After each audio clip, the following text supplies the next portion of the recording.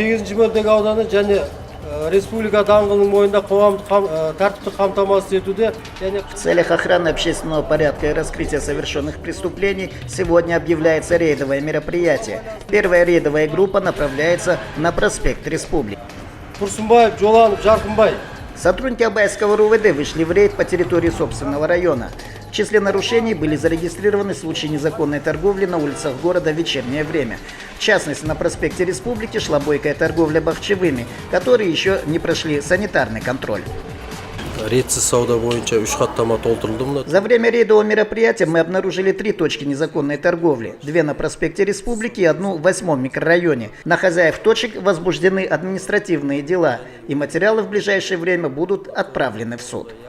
В рейд по борьбе с проституцией вышли сотрудники этого же Абайского УВД. Полицейские проверили несколько квартир, которые арендовали работницы коммерческого секса.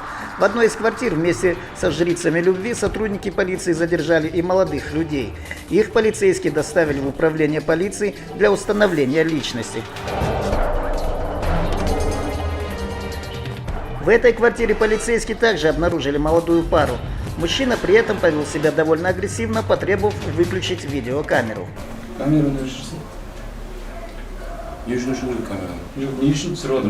Выключите камеру, вы не имеете права меня снимать. По какому праву вы записываете мое личное дело на видео?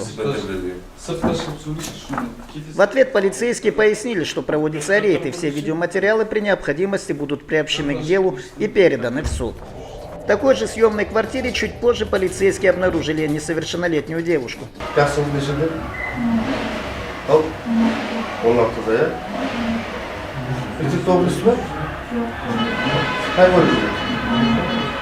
Вам сколько лет? 16? Родители знают, что вы сейчас здесь находитесь?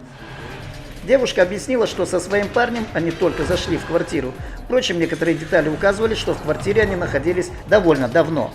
Во время рейда были задержаны не только жительницы нашей области, но и приезжие. Так 2 девушки приехали из Астаны. Приехала сюда подрабатывать. Вот.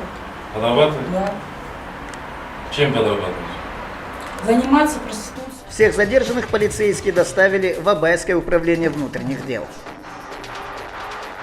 В ходе рейда были задержаны 65 человек, мужчин и женщин. Все они были поставлены на учет.